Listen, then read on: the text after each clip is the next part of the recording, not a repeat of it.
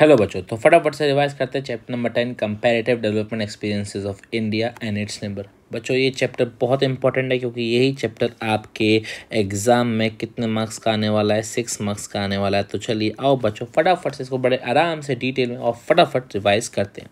बच्चों सबसे पहले यहाँ पर हम बात करने वाले हैं किसके बारे में। यहाँ पे अगर कंटेंट देखो तो हमको बात करना है कि डेवलपमेंट कैसा रहा, इंडिया पाकिस्तान और चाइना का डेवलपमेंट कैसा रहा।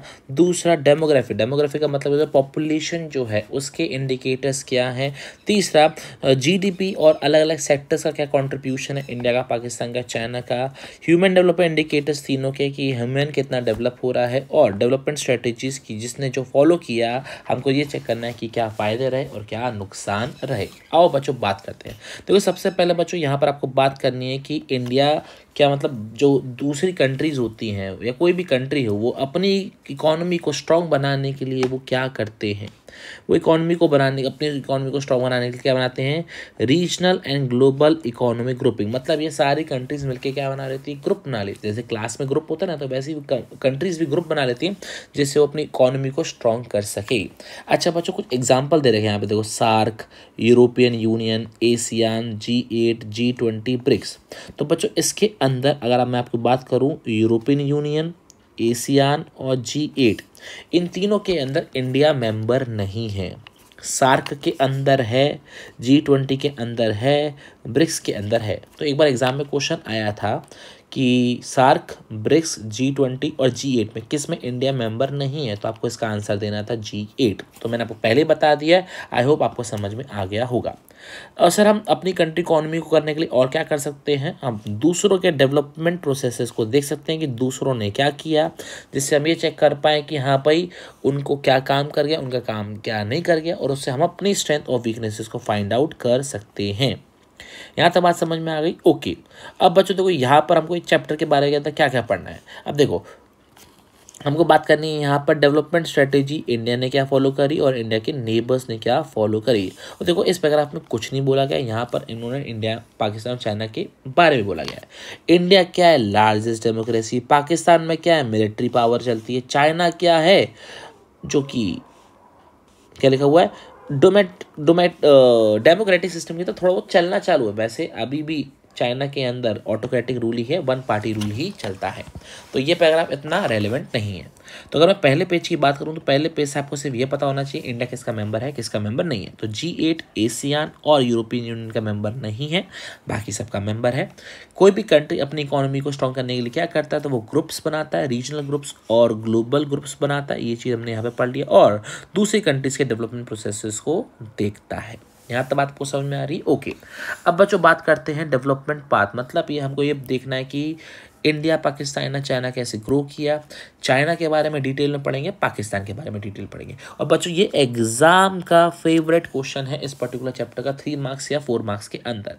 उन्होंने बोला है कि इंडिया, पाकिस्तान, चाइना के अंदर सिमिलरिटीज हैं, बताओ क्या है। तो सबसे पहले आपको बताना है इंडिया और पाकिस्तान कब आज़ाद हुआ, 1947 में आज़ाद हुआ। और जो पीपल रिपब्लिक ऑफ चाइना कब इस्टेब्लिश हुई, 1949 में। बच्चों ध्यान रखना यहाँ पे चाइना को इंडिपेंडेंट मत कर देना, चाइना पहले से इंडिपेंडेंट था। जो गवर्नमेंट बनी थी वो कब बनी थी, 1949 में बनी थी। ओके अब बच्चों देखो यहाँ पर उन्होंने कंपेयर किया। सबसे पहले इंडिया का फर्स्ट 5 ईयर का प्लान कब आया था, 1951 में। पाकिस्तान का फर्स्ट 5 ईयर प्लान कब आया था, 1956 में। और चाइना का फर्स्ट 5 ईयर प्लान कब आया था, 1953 में। तो दीज डेटाज आर इंपॉर्टेंट कि कब क्या आया। तो फर्स्ट 5 ईयर प्लान इंडिया का कब आया, 1951। चाइना का कब आया, 1953। पाकिस्तान का कब आया, 1956। और पाकिस्तान के 5 ईयर प्लान को हम क्या बुलाते हैं, मीडियम टर्म डेवलपमेंट प्लान बुलाते हैं। ओके अब बच्चों देखो यहाँ पर उन्होंने पैराग्राफ में कुछ बात बोली गई है कि इस समय पाकिस्तान का 12th 5 ईयर प्लान चल रहा है, चाइना का 14th 5 ईयर प्लान चल रहा है, और इंडिया का जो 2017 में 5 ईयर प्लान था वो अब खत्म हो चुका है। 2017 के बाद से 1 अप्रैल 2017 से 5 ईयर प्लान खत्म हो चुके हैं। प्लान बनाते हैं लेकिन 5 ईयर प्लान नाम से प्लान नहीं बनाते हैं। इसके अलावा इंडिया और पाकिस्तान, चाइना ने सिमिलर स्ट्रेटेजी फॉलो करी। सिमिलर स्ट्रेटेजी क्या थी, बड़े से बड़ा पब्लिक सेक्टर बनाओ, गवर्नमेंट का रोल ज़्यादा करो और पब्लिक पे पैसा ज़्यादा खर्च करो।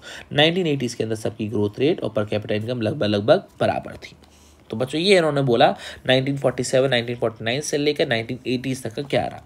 तो हमने क्या बात करी, तीनों एक ही टाइम पर गवर्नमेंट कहते हैं इंडिया और पाकिस्तान 1947 में इंडिपेंडेंट हुए, पीपल रिपब्लिक चाइना 1949 में बनी, पाकिस्तान का 5 ईयर प्लान 1956 में आया, चाइना का 53 में आया, इंडिया 51 में आया।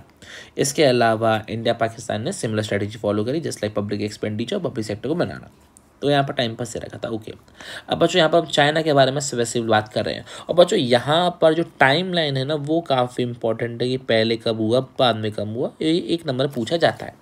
जैसे चाइना में फर्स्ट 5 ईयर प्लान कब आया, 1953 में आया। इसके बाद 1950 के अंदर क्या आया, GLF मूवमेंट आया। बच्चों फुल फॉर्म भी इंपॉर्टेंट है, ग्रेट लीप फॉरवर्ड मूवमेंट आया, जिसका मेन काम था कंट्री की इंडस्ट्रीज को आगे बढ़ाना, प्रोडक्शन करना बड़े ही मैसिव स्केल्स में। 1958 के अंदर कम्यून सिस्टम भी आया, जिसके अंदर इन्होंने क्या बोला, एग्रीकल्चर सेक्टर को आगे बढ़ाने की यहाँ पर बात करी गई थी।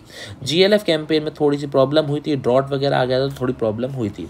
1965 के अंदर माओ जेडोंग ने एक कल्चरल रेवोल्यूशन लॉन्च किया, जिसका नाम क्या था, ग्रेट प्रोलेटेरियन कल्चरल रेवोल्यूशन, जो 1966 से 1976 तक चला था। आपको ईयर बताना 1965, ये इंपॉर्टेंट है। और इंडिया और क्या कहते हैं चाइना के अंदर 1978 के अंदर क्या आ गए थे, रिफॉर्म्स आ गए थे। मैं फिर से रिपीट कर रहा हूँ, 1953 में, यहाँ पे लिख लो 1953 में बच्चों क्या हुआ था, ज़रा जल्दी से बताओ। आपके वो आए थे, क्या कहते हैं, फर्स्ट 5 ईयर प्लान आया था। 1949 में आपका people Republic of China follow हुआ था। इसके अलावा 1958 में आपका GLF मूवमेंट आया था, और 1965 में आपका ग्रेट प्रोलेटेरियन कल्चरल रेवोल्यूशन आया था। तो these timelines are very important from China's perspective. I hope बच्चों ये चीज़ क्लियर हो गया होगा। अब जो रिफॉर्म्स आए थे बच्चों, यहाँ पर लिख देना, रिफॉर्म्स कब आए थे, 1978 में आए थे। रिफॉर्म्स दो तरीके से आए थे, एक था हमारा इनिशियल फेज और एक था हमारा सेकंड फेज।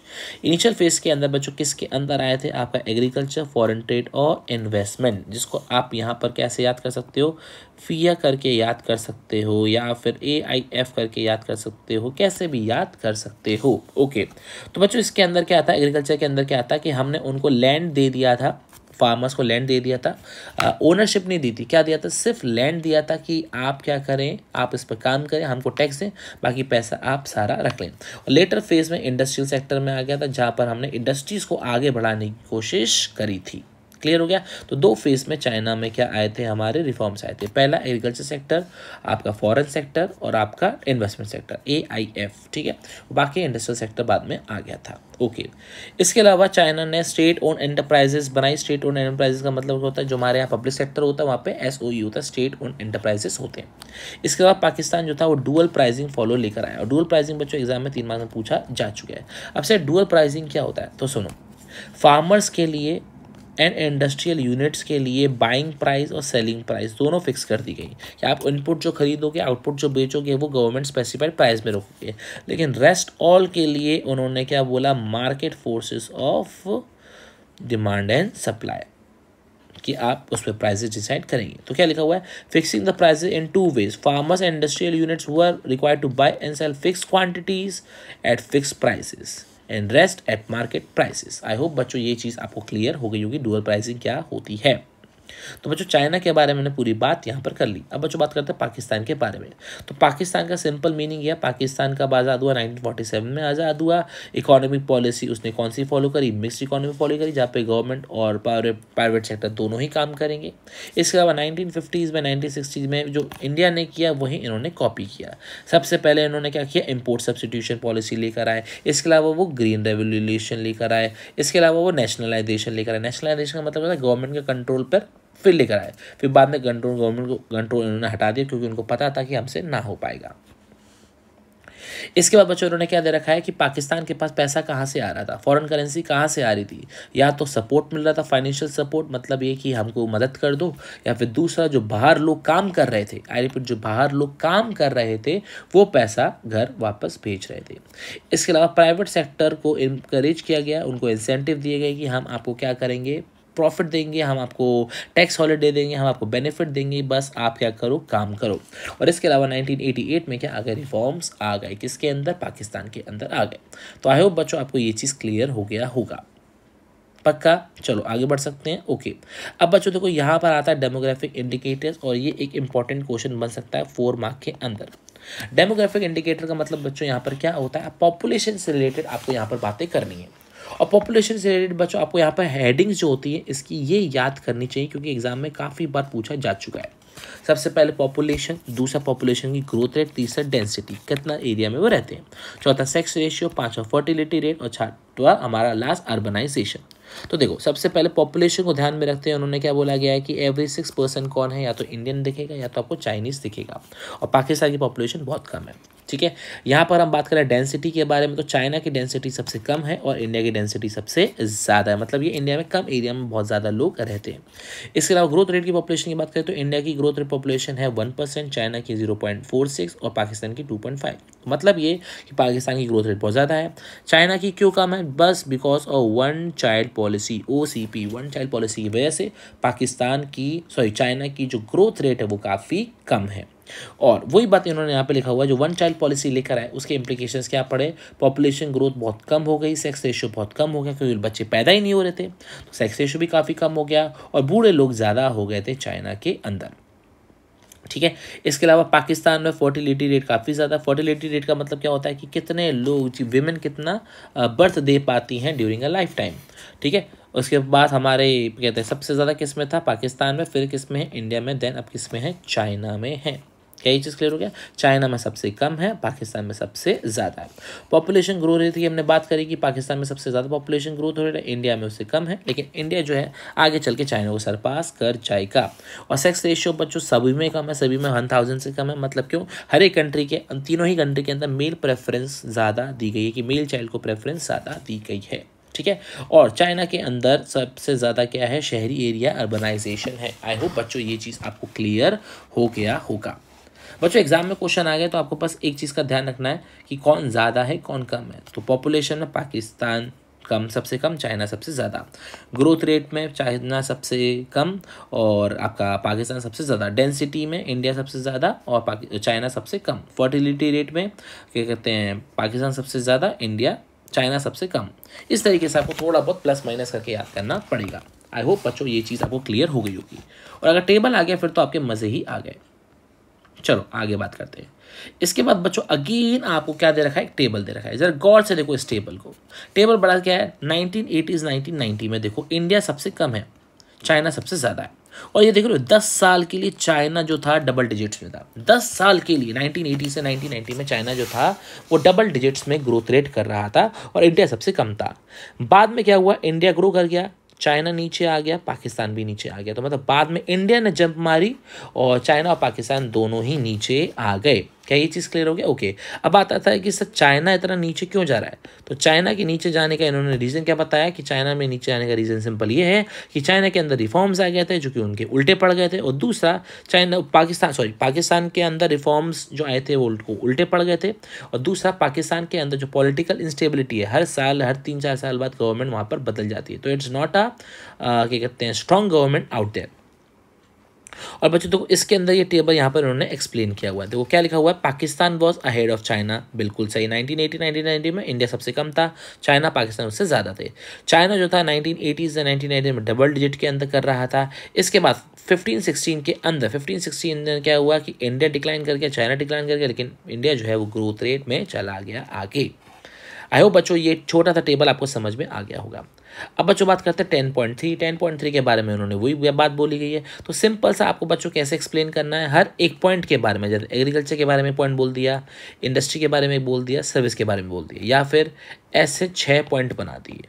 तो आपकी मर्जी 6 पॉइंट बनाओ या 3 पॉइंट बनाओ, ये आपकी इच्छा, आप कैसे भी उसको बना सकते हो। चलो वही बात उन्होंने देखो बच्चों यहाँ पर घुमा फिरा के पैराग्राफ के पॉइंट में ही लिखी हुई है। देखो जैसे मैं बता देता हूँ, चाइना के अंदर 26% पॉपुलेशन किस में काम कर रही है, एग्रीकल्चर सेक्टर में काम कर रही है। ये देखो जीवी कितना है, 7% है, पहला पॉइंट क्लियर हो गया। इसके अलावा इंडिया पाकिस्तान जो है वो कितना परसेंटेज काम कर रहा है आपका एग्रीकल्चर सेक्टर में, 43% और 41%, लेकिन कितना कंट्रीब्यूशन हो रहा है, 16% और 24%। तो मतलब ये इन्होंने पहली लाइन को एक पैराग्राफ में एक्सप्लेन कर दिया, ठीक है, और दूसरे पैराग्राफ को दूसरा, तीसरे पैराग्राफ को तीसरा। तो मतलब ऐसे करके इन्होंने 3 जो हैं आपके आंसर बना दिए। क्या ये चीज़ क्लियर है? तो इस तरीके से भी आप इसको हैंडल कर सकते हैं, इसके अंदर कुछ टफ इसके अंदर बिल्कुल भी नहीं है। अब बच्चों बात करते हैं टेबल नंबर 10.4 के बारे में। तो अगेन 10.4 के बारे में इन्होंने यही ज़बरदस्ती का ज्ञान दे रखा है। इतना तो अब आप कर ही पाओगे कि 1980 के अंदर ग्रोथ रेट क्या थी और 2014 और 18 के अंदर कितनी आपकी ग्रोथ रेट है। चलो अब ज़रा देखो यहाँ पे क्या दे रखा है, ट्रेंड दे रखा है in output growth in different sector. अब जरा देखो एग्रीकल्चर सेक्टर को देखो, सबसे पहले एग्रीकल्चर सेक्टर को क्या हो रहा है ज़रा गौर से देखिए। पहले कितना था 3.1, अब भी कितना है 3.1। तो चाइना पाकिस्तान एग्रीकल्चर सेक्टर काफ़ी कम हुआ है। अब तो खैर पहले ही देखो यहाँ पे 15 दे रखा है, यहाँ पे पहले 15 था तो उस समय थोड़ी कम थी। अब क्योंकि डेटा बदल गया तो इसलिए आपको क्या बोलना है कि जो ग्रोथ रेट है, आउटपुट की जो ग्रोथ रेट है वो क्या हो गई है आपकी, कम हो गई है। चाइना की भी कम हो गई, पाकिस्तान की भी कम हो गई। पाकिस्तान तो सब में डूबा है, पाकिस्तान तो सब में डूबा है, तो उसमें तो कोई टेंशन ही नहीं। इंडस्ट्रियल सेक्टर के बारे में आप क्या बोलोगे? इंडस्ट्रियल सेक्टर बारे में सिंपल सा ये बोलना है कि आपको पाकिस्तान जो था वो डबल डिजिट में था, बाकी इंडिया और उनकी ग्रोथ अच्छी थी। बाद में इंडिया की ग्रोथ कम हो गई, पाकिस्तान की तो और भी कम हो गई। ठीक है, सर्विस सेक्टर के बारे में बात करते तो सर्विस सेक्टर इंडिया में पहले 6.9 था, अब कितना हो गया आपका 7.6, बाकी दोनों में कम हो गया है। क्लियर हो गया? तो यहाँ से आप कंक्लूजन क्या निकालोगे कि पाकिस्तान के अंदर इंडस्ट्रियल सेक्टर ज़्यादा कंट्रीब्यूट करता है और चाइना पाकिस्तान के अंदर सर्विस सेक्टर जो है, जो पाकिस्तान और इंडिया के अंदर सर्विस सेक्टर ज़्यादा कंट्रीब्यूट करता है। चलो अब बच्चों यहाँ पर आपको क्या दे रखे हैं, ह्यूमन डेवलपमेंट इंडिकेटर्स दे रखे हैं। तो ह्यूमन डेवलपमेंट इंडिकेटर्स में अगर आप रीड करो, रीड करना है आपको, इसके अंदर ज़्यादा डिटेल में जाने की ज़रूरत नहीं है। एग्जाम में आएगा तो आपको टेबल दे दिया जाएगा और आपसे बोला जाएगा कि डिटेल बताओ क्या है वो चल रहा है क्या नहीं चल रहा है। अब ज़रा गौर से देखा जाए इस पर्टिकुलर टेबल को, तो गौर से देखिए कि इसके अंदर जो है तीनों में आपको बस ये देखना है कौन ज़्यादा है और कौन कम है। बस ये चीज़ आपको इसके अंदर पर्टिकुलर पॉइंट में देखनी है और आपको ये सारे पॉइंट्स इसी के अंदर आपको एज इट इज़ ही बनाकर दे दिए हैं। ठीक है, तो मतलब ये इतना दे रखा है, ये ज़्यादा है कम है, ये ज़्यादा है कम है, तो यही चीज़ आपको इसके अंदर ध्यान देनी है। अच्छा बच्चों यहाँ पर ये क्वेश्चन आता है जो आपको 3 मार्क्स में आ सकता है और बोर्ड में पूछा भी जा चुका है। इन्होंने बोला लिबर्टी इंडिकेटर क्या होते हैं और इसके एग्जाम्पल बताओ। तो सबसे पहले लिबर्टी इंडिकेटर ज़रूरी क्यों है पहले ये समझो। इन्होंने दे रखा है कि ये नंबर्स जो है एक स्टैटिस्टिक नंबर है, ये एक्चुअल में वहाँ पर जो लोग रह रहे हैं उनकी कंडीशंस नहीं बता रहा है, वहाँ पे जो लोग महसूस कर रहे हैं उसकी कंडीशन नहीं बता रहा है। Numbers are good but these are not sufficient. तो हमको क्या कैलकुलेट करना है, आपको क्या फाइंड आउट करना है, लिबर्टी इंडिकेटर्स फाइंड आउट करने हैं। तो लिबर्टी इंडिकेटर्स क्या होते हैं, जो ये चेक करते हैं कि कंट्री में डोमेस्टिक डेमोक्रेटिक पार्टिसिपेशन कितना है, जो पीपल है वो गवर्नमेंट कैसे चुन रहे हैं और सोशल डिसीजन मेकिंग वो कैसे बना पा रहे हैं। इसके उन्होंने 2 एग्जाम्पल भी दिए हुए हैं। पहला एग्जाम्पल क्या दिया हुआ है कि कॉन्स्टिट्यूशनल की प्रोटेक्शन सिटीजन को मिल रही है कि नहीं मिल रही है, जो लॉ है, जो जुडिशरी है, क्या वो आप इंडिपेंडेंट काम कर रहा है, क्या गवर्नमेंट के प्रेशर में काम तो नहीं कर रहा है। तो वही बात उन्होंने यहाँ पर लिखी हुई है लास्ट के अंदर कि ह्यूमन डेवलपमेंट इंडिकेटर्स इनसफिशिएंट है, लिबर्टी इंडिकेटर्स को भी साथ में इंक्लूड होना चाहिए। अब बच्चों बात करते हैं चैप्टर के लास्ट टॉपिक के बारे में, जो इन्होंने डेवलपमेंट स्ट्रेटेजीज फॉलो करी। आई रिपीट, जो उन्होंने डेवलपमेंट स्ट्रेटेजी फॉलो करी, किसने, चाइना ने, पाकिस्तान ने, कैसा रहा कैसा नहीं रहा। तो सबसे पहले बच्चों हम बात करते हैं किसके बारे में, चाइना के बारे में बात करते हैं। देखो चाइना के ऊपर कोई भी कंपल्सन नहीं था कि रिफॉर्म्स लेकर आए। ठीक है, जैसे इंडिया और पाकिस्तान के ऊपर था रिफॉर्म्स लाने के लिए, चाइना के ऊपर कोई भी प्रेशर बिल्ड नहीं था। अब रिफॉर्म से पहले क्या क्या हो चुका था, रिफॉर्म से पहले basic health facilities already rural area में थी। दूसरा, फूड ग्रेन का ऑलरेडी पहले से था। तीसरा, जो उन्होंने पर कैपिटा के बारे में बोला, 1950 में जो पर कैपिटा थी वही 1978 में है। और लास्ट में उन्होंने क्या बोला कि चाइना में जो लीडरशिप थी, चाइना की जो लीडरशिप थी वो नाराज़ थी कह लो हैप्पी नहीं थी चाइना की ग्रोथ रेट को देखते हुए। तो उन्होंने उसको स्पीड अप करने के लिए क्या लेकर आए, रिफॉर्म्स लेकर आए। ठीक है, रिफॉर्म्स को लेने का उनका तरीका क्या था, पहले उसको छोटे लेवल पर लगाया ट्राई करने के लिए, फिर उसको बड़े लेवल पर लगा दिया। इसके अलावा इन्होंने क्या बोला कि चाइना में रिफॉर्म्स आने से सबसे पहले क्या हुआ कि उनकी जो सोशल स्टेटस है, उनकी जो इनकम है वो बहुत ज़्यादा इंक्रीज़ हो गई। एग्रीकल्चर सेक्टर में रिफॉर्म्स लेकर आए थे, ओनरशिप तो नहीं दी थी, हाँ लैंड दे दिया था, बोला था पैसे कमाओ, सिर्फ टैक्स देना, बाकी प्रॉफिट सब आपका। तो ये चक्कर में क्या हुआ कि जो हमारे फार्मर्स हैं वो उनका क्या कहते हैं रूरल डेवलपमेंट हो गया, और रूरल डेवलपमेंट का बनने से जो इंडस्ट्रियल सेक्टर है, जो सर्विस सेक्टर है, उसको भी बूस्ट मिल गया क्योंकि रॉ मटेरियल तो वहीं से आने वाला था। क्लियर हो गया बच्चों। आगे उन्होंने पाकिस्तान के बारे में कुछ बात बोली और पाकिस्तान के बारे में उन्होंने सिंपल सी बोला कि पाकिस्तान के अंदर गरीबी फिर से आने लग गई। तो बच्चों कुछ रीज़न दे रखे हैं कि पाकिस्तान की ग्रोथ स्लो क्यों हो गई और पॉवर्टी जो है वो फिर से क्यों आ रही है। उन्होंने रीज़न क्या, पाकिस्तान के अंदर एग्रीकल्चर किस पर बेस्ड है, आपके हार्वेस्ट पे बेस्ड है। इनकी जो इकोनॉमी वो हार्वेस्ट पे बेस्ड है। अगर इकोनॉमी अच्छी कैसे चलेगी, हार्वेस्ट अच्छा हो रहा है, मानसून अच्छा हो रहा है, तो इस वजह से। दूसरा क्या होता है, पाकिस्तान के अंदर पैसा कहाँ से आ रहा है, पाकिस्तान का पैसा या तो आता है बाहर से दान मतलब लोन, या फिर जो बाहर लोग काम कर रहे हैं वो रेमिट करते हैं, और तीसरा वो हाईली वॉलेटाइल एग्रीकल्चर प्रोड्यूस को क्या करते हैं, एक्सपोर्ट करते हैं। इसके अलावा फॉरेन डिपेंडेंस से लोन हो रहा है, उसको रीपे नहीं कर पा रहे हैं। ठीक है, ये सारी चीज़ें इसके अंदर दे रखें। अच्छा, अब बच्चों ये क्वेश्चन एक बार 4 मार्क्स में पूछा जाएगा कंक्लूजन से। कंक्लूजन क्या है कि चाइना, पाकिस्तान और इंडिया सब ने एक साथ गाड़ी चलाई, लेकिन अब तीनों की कंट्रियां अलग अलग लेवल पर काम कर रही है। ऐसा क्यों कि वाई डेवलपमेंट 7 पार्ट्स के 70 साल एक साथ चलाए कंट्री, लेकिन जो रिजल्ट है वो अलग अलग आ रहा है। तो why it is that happening. तो बच्चों इसके अंदर आपको सिंपल सा एग्जाम्पल देना है कि इंडिया के अंदर क्या होता है कि आज भी लोग किस पर बेस्ड है, एग्रीकल्चर पर बेस्ड है, और यहाँ पर इंफ्रास्ट्रक्चर डेवलपमेंट करने की कोशिश करी जा रही है। पाकिस्तान के अंदर इंस्टेबिलिटी है, बाहर से पैसे आने पे ज़्यादा डिपेंडेंट है, वॉलेटाइल प्रोडक्ट्स करते हैं, तो इसलिए उनकी इकोनॉमी ग्रो नहीं कर पा रही है। और तीसरा, अब हाँ थोड़ा थोड़ा पॉजिटिव रिस्पॉन्स आ रहा है। अच्छा, चाइना के अंदर उन्होंने कंक्लूजन में क्या बोला है, चाइना के अंदर क्या हो रहा है कि जो राइट्स हैं, लोगों की जो राइट्स हैं वो क्या है, काफ़ी कम है। इन्होंने क्या किया है, मार्केट सिस्टम से ग्रोथ तो ले आए, मतलब ये डिमांड और सप्लाई की मदद से इकोनॉमी में ये ग्रोथ तो ले आए, लेकिन हाँ अपना कमिटमेंट नहीं छोड़ा, अब कंट्रोल अपना पूरा है। मार्केट इकोनॉमी के अंदर उन्होंने अपनी सोशल इकोनॉमी पूरी लगाई हुई है, लेकिन हाँ डिमांड सप्लाई से उन्होंने अपनी जो कंट्री की जो ग्रोथ है उसको क्या कर लिया है, उन्होंने आगे बढ़ा लिया है। चाइना के अंदर क्या हो रहा है बच्चों, उन्होंने काफ़ी सारे सोशल और इकोनॉमिक अपॉर्चुनिटीज़ क्रिएट करी हैं लोगों के लिए, जिससे वो आके काम कर सके। इसके अलावा चाइना के अंदर सोशल सिक्योरिटी, मतलब ये कि हाँ जब रिटायरमेंट हो गया तो उनको पैसा मिलेगा, ये सारे काम उन्होंने ध्यान दिए। यहाँ तक बात क्लियर हो गया, और ये सारी चीज़ें करने के बाद उनके काफ़ी पॉजिटिव रिजल्ट्स आए हैं। तो बच्चों ये हमारा पूरा चैप्टर होता है इंडिया, पाकिस्तान, चाइना वाला। आई होप आपको समझ में आ गया हो। एक बार मैं फिर से फटाफट दिखा देता हूँ कि कुछ पॉइंट मिस तो नहीं हो गया हमसे। चलो, तो सबसे पहले हमने बात कर दी कि कंट्री को ग्रोथ कैसे स्ट्रॉन्ग कैसे करते हैं, रीजनल ग्लोबल इकोनॉमी, ठीक है। और इसके अंदर हम क्या पढ़ने वाले, डेवलपमेंट स्ट्रेटेजी के बारे में बात करने वाले हैं। टाइमलाइन तो बच्चों आपको क्लियर हो गई होगी, ठीक है।